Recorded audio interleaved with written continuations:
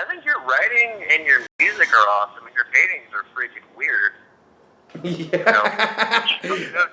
I love that fucking, you're such an honest asshole to me. Like, you say my music is awesome, but then you also say it's 3 chords and stereo spacer, and it's the most predictable shit ever. I was getting to that, though. The thing is, it's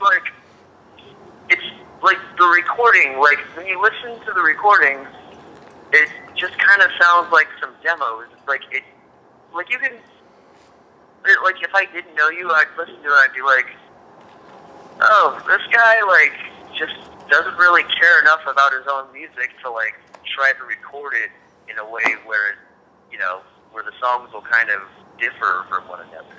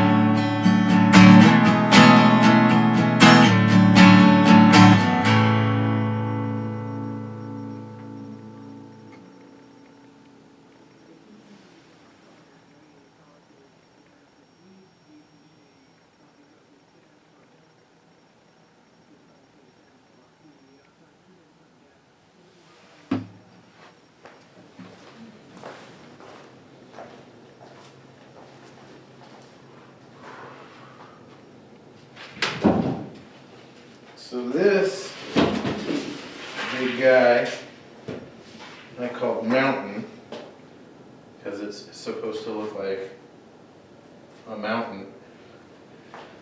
This is when I was into this kind of rub technique. So I'd use paints and I'd splatter on these like acrylics and then let them dry a little bit and then kind of splash water and then paper towel and just lightly rub it off. So I get these like cool kind of splatters. I really loved it. I think this is one of my favorite paintings I ever did. So it's like interesting from a distance.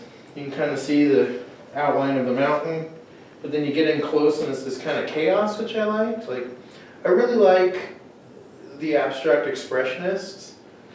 And I liked stuff that like meant more than just a picture of something. Like, I never really cared for just a beautiful portrait of the captain standing next to his ship.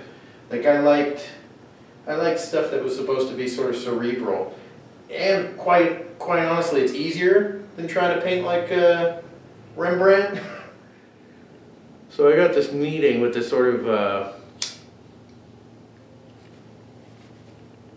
prestigious gallery owner once. I was just down looking at art and probably shouldn't say where. I was looking around these galleries and I went to my favorite one and it was this really nice one. This guy showed like classy art and it was like right up my alley. Like dudes like Father Bill, who you should look up, who's like he like does like what Rothkowitz does and takes it to the next level, like right up my alley. Like, I love Rothko, one of my favorite painters, and I just love the subtlety of him. And so anyway, I'm looking at these paintings, and he was talking to me about it. I was clearly not in his price bracket. There's no way he was like trying to sell to me, because I was clearly just a young kid. And I mean, he sells stuff in the 10,000 plus range. Great painters though, just right up my alley. We had very similar tastes in art, and the way we were talking about art together, he could tell that I was a painter. So he asked me, he was like, oh, are you an artist? You seem to know a lot about it. And I've studied painters my whole life, and I've been a fan of painting. And at that point, I've been doing it for quite a few years, just, you know, in the garage, just painting away. Glug, glug, glug, brush, brush, brush.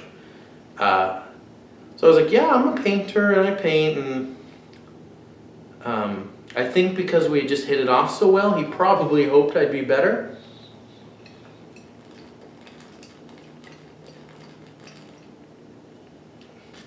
So he was very sweet. And he was like, you know what, I'd love to see your work. And I think, again, it was just based on my knowledge level and the way I was speaking about the work that he had there. I think he was hoping I'd be in the same vein. And maybe he could make a buck or maybe meet some young buck on the rise. So I made an appointment with him, and I got all excited. And I came home, and that night I made like 3 or 4 new paintings. It's sort of like if I know an open mic is coming up, I want to write some fresh songs, or like if I'm going to play a show, I want to have some fresh songs because that represents who I am now. And I always feel like I'm getting better and better and better, at least with music. So I wanted to have more good stuff. So I came home and I worked on these paintings, and I showed up and I didn't bring so much of the cartoony stuff that my friends seem to like. But it always seems to like a portrait of a guy sitting like this with a cigarette, or like drinking a bottle of booze, or fucking a dick or some stupid shit. Everybody loves those, and they hang them on their wall as a joke. But so I go to this meeting, and I have all these serious work, these serious paintings that I've brought, and they have texture, and they're sort of in the vein of Rothkowitz or Pollock, or similar to Mountain, but with like some texture. I'd started to learn how to layer my paintings, and I put them all up against his wall in his office, and he's just sitting there, just looking at him, just like, with his hand on his chin, just nodding, and it seems very positive. And I'm standing there, just like, oh, he's liking this. He's liking these. I think he likes me. And this guy comes through the door into his office, and he comes through and he's like, hey buddy, I just wanted to, and then he stops dead in his tracks and he sees my paintings and goes, whoa. And then he comes over to me and he's like, did you paint these? I go, yeah, I did. And he's like, so great to meet you, man. And he goes in for the double shake, the 2 hands, like, oh man, these are amazing. I'm loving these. And he turns to the guy and he's like, you loving these, right? This guy's amazing. And the guy he's very nice to him, but he's like, I'm in the middle of a meeting. Come back another time, please. And he's very firm but nice. The guy goes, I'm so sorry. I'll come back later. Take care. And he splits. So the guy who's evaluating my work is sitting there. And he takes another minute to just like look at it.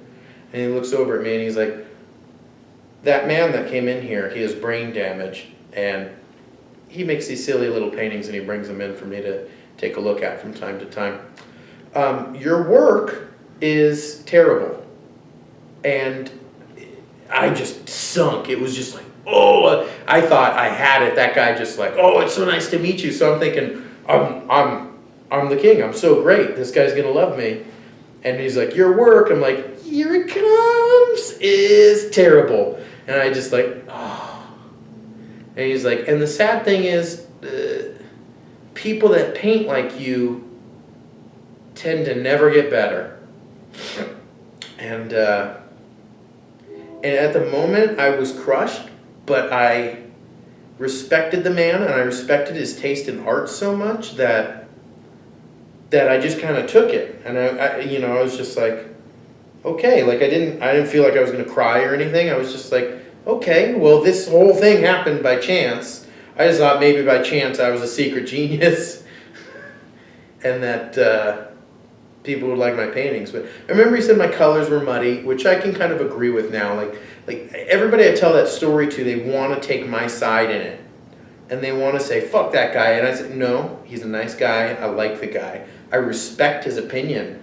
And I think he's right, at least in regard to those paintings. I didn't show him the cartoony stuff. I would have been too embarrassed to walk in there, the fucking dude with a giant dick or some silly thing I brought. Maybe that's the better stuff, who knows? But, yeah, he was very nice about it. And I remember I walked out, I left the meeting, and I had all these paintings. And this person came up and they were like, did you meet with so-and-so? And I said, yeah. And they were like, how'd it go? And I was like, He said I was a terrible painter. And they looked through my paintings and they're like, oh, we run the gallery down the street. Can we show your work? And I said, yeah, fine. And I signed the back of it and I let it go. And I went back for when they were showing my work. And the gallery was kind of just like a 24/7 house party. And my stuff was up there, but nobody was paying attention. Everybody was getting drunk and listening to a DJ they had and stuff. But I was just kind of like, all right, well, I showed my stuff, I guess.